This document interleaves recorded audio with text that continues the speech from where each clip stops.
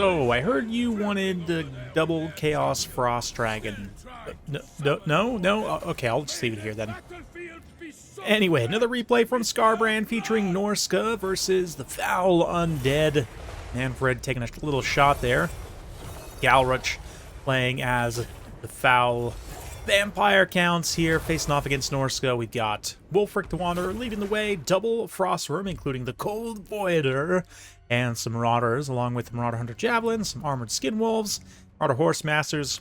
Yeah, looking for some kite potential here. We've also got a Shaman Sorcerer, Lore of Metal, very important for some AoE damages here. Searing Doom and Final Transmutation. Manfred, as mentioned, leading the way. Bunch of skeletons, swords, spears, zombies with a Banshee, Corpse Caught, Unholy Lodestone, and a couple of Blood Knights. Pretty basic, but also very understandable. The Banshee is one that's an interesting pick. I don't totally hate it, even though Ethereals can be very tricky against Norsca in general. They do have a lot of really great sources of magic damage. Banshees are still small enough they can kind of fly under the radar at times, but that being said, one thing that does have magic damage is these Frost Worms, and they are chasing Manfred right now, making him feel very sad about his life choices of flying in the sky. Ooh, nasty volley of javelins there is going to do a huge amount of damage as well, and force Manfred away and to hard land. We got some Vargeist, the back line. They're going to eat a face full of jabs before they land as well, with plenty of horsemen kind of mirroring their movements. My biggest gripe with Vargeist is their squishiness, and this is definitely going to go to show it here as they take some pretty significant damage on this approach. We've also got these Blood Knights over here, maybe going to get caught flat-footed by the Armored Skinwolves, and Wulfric the Wanderer also gets a nice charge in there. Invocation of the Heck. Help heal them up from that minor blunder. Nothing too bad, but it's something. Maybe see some breath attacks here as well along the front line from Frost Dragons. Let's keep a nice wide view. Actually, I haven't watched this replay yet, so I don't know what's going to happen here. We've got some Horse Masters continuing to kite away. Oh yeah, those Vargeist just getting severely punished by javelins. Probably one unit. Yeah, just about down. Way out there. Meanwhile, on the near side, the Skinwolves not wanting to take a pitched engagement against Blood Knights. Probably the right call, especially with skeleton support. So they're going to continue to pull away, utilize those jabs, kind of do a little bit of kiting here. It's very much a fighting retreat, also known as kite, for the Norskins here as they try and capitalize as much as possible on their ranged units. We're going to see a nice Final Transmutation, maybe a double breath attack here, perhaps. Oh, pretty wild times, yeah. Just doing massive damage to Manfred. Also hits that Banshee as she's in the AoE as well, at least for some of the damage. He's going to run back to the Corpse Cart, which will give him some passive healing. Blood Knights also standing nearby, making sure that if the dragons do charge down, they can get punished. Blood Knights also punishing Armored Skinwolves. Yep, looks like the double breath attack lined up as imagined. Double frostbite, and then let's see. Yeah, we got to stay here as these dragons. The threat of them charging in is enough that I got to stay close and see if it happens. We definitely know out there on the far side. Yeah, looks like some Skinwolves got crushed by Blood Knights there, but Blood Knights also taking a lot of damage in the process. Vargeist is still hanging around as well. That is vampire counts, so despite all the damage and the good picks and the great plays, it's, you know, their ability to recover and get back in the game is ultimately what's going to carry them if they end up winning here. We'll see. But yeah, looks like the horsemen getting set up on the high ground here, trying to use their javelins to get effect. I think they get a little bit of a damage bonus throwing at units that are on a lower elevation. But let's see. Yeah, Skinwolves charging. Gonna get a pick on these Blood Knights. The dragons switch. They're gonna try and come help this melee engagement. Little Spirit Leech on Wulfric. Blood Knights. Yeah, it looks like they're coming back to support Manfred. Manfred gets the Hunter of Champions on him as the dragons try and hunt him down. Ooh, nice breath attack there. A little hammer and anvil, or whatever you call a hammer and anvil for shooting. Wulfric's also taking some fairly significant damage in this engagement, actually from the Banshee, surprisingly, but Manfred also getting absolutely cubed here. If both lords go down, that will be a very interesting trade. Of course, Manfred can heal himself, and Wulfric cannot.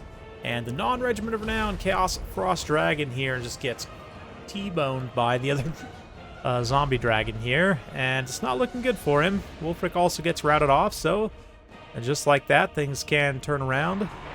But it looks like some Vargeist may be popping here. Marauder Horseman, Horsemaster starting to run out a little low on ammo. Gotta be careful about how they're used here, but are these champs? These are just regular Marauders. Yeah, just regular Marauders, trading okay against, like, skeletons and whatnot. This Frost Worm does not come back. Cold Voider still hanging around. While we've got it, we can just briefly compare the stats here. I mean, the Cold Voider definitely, being that Regiment of Renown and the extra leadership and particular melee defense helps quite a bit. Spear Leech means Wulfric won't be long for this world. He's kind of on a little bit of a timer. Curious to see the Winds of Magic situation for Norsca as well. See how much Winds of Magic they have left. Maybe one big final transmutation could turn things around. We managed just to catch Manfred and the Banshee both. Especially with a timing push from the Cold Voider here, it could be enough to swing things, but right now Galrich has a nice position. He has some stuff going for him for sure with doing so much damage to Wulfric. But Blood Knights, are they going to be able to catch him? Kind of get fairly strung out as they try and pursue. Wulfric's like gonna rout here, but here comes with final transmutation, and with the Cold Voider engaging Manfred, I think it will be enough to finish him off. Yeah, he just went down there. Wow. Manfred gets popped, and that's obviously going to be a huge leadership spike down for the undead here. But the Banshee is able to kind of hold things together a little bit. Still has the Encourage trait. Still can act as some kind of leadership component at least. But I think it's all a matter of time before the Cold Voider drops down. I think, did Wulfric also go down here? Let's see if we check the leadership. Friends routing. Okay, no, there he is. Yeah, we actually see him run into frame there. So, oof, he's going to have to be careful. No, he shatters. Okay, the Blood Knights are still scary enough that he just shatters, which is understandable. But these Marauder Horsemen might be worth, try to screen for him, make sure he survives and doesn't just straight up die. But, meanwhile, Chaos Frost Dragon carry. We're going to see a little Searing Doom here. Drop right on the corpse cart on the Vargeist. Really nice damage on that little clump of undead. And now the Skin Wolves charge in to assist with their anti-large. Try and finish off the Vargeist. This one healing Skin Wolf, I didn't realize, yeah, one very healthy Skin Wolf could make all the difference as well. These units can work together to overcome. We've got some Marauders likewise. But the Vargeist here, persistent. A couple of them chase up in the air where they can't really get support. This is actually really advantageous for the Cold Voider, so might as well just take this engagement, honestly. And yeah, I mean, at this point, it's really just the Blood Knights that are threatening for the Cold Voider. Let's fast forward a little bit as the Javelins finish off the Vargeist. We see the Voider fighting the Blood Knights. That was the greatest threat. As mentioned, or did I actually mention? Yes, it's the Blood Knights. That is the greatest threat by far, but these Searing Dooms, man, just so devastating against cavalry units. I am a huge fan of using Searing Doom against heavy cavalry, and we see the effect on target there, as the Shaman Sorcerer has managed to accrue some very respectable value. The Cold Voider, though, just gets beat by the Banshee in melee. No way. That is hilarious and sad, but also not that surprising. Banshees are very good, actually. So yeah. Yeah, it's looking like balance power significantly in Norsca's favor, but Cold Voider goes down. It could be all she wrote.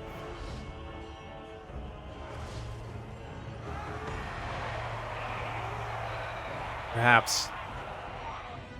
Yeah, leadership for Norsca's a little squirrely. It's a little squirrely right now, so we'll see. All just depends. A lot of Skeleton Warriors. The fact this Corpse Cart's still alive, healing this whole Entire pocket as well is really, really bad. Like, the fact that it's, in particular, healing the Banshee is extremely bad. So, yeah, Scarbrand's got to figure out a way to shut down this Corpse Cart before it heals the Banshee back to full.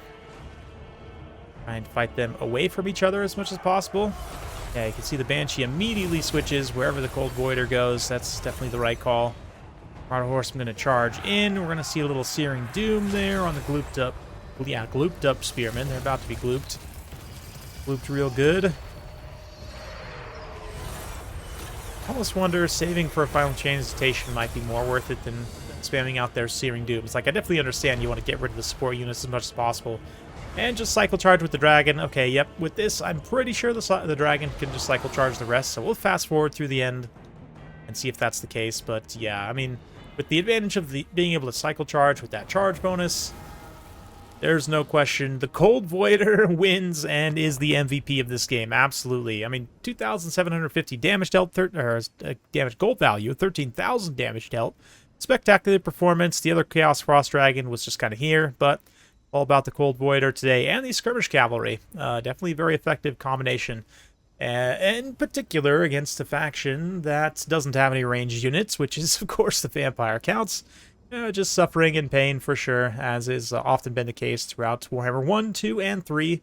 But even still, some Blood Knights get some good value. Vargheists make things a little bit respectable, so it wasn't completely a lost cause, but definitely an interesting one for sure. Hopefully you guys enjoyed that, though. If you did, be sure to like, subscribe, hit that bell notification. Every time I upload a new video, you'll be notified. Thanks again. We'll see you next time.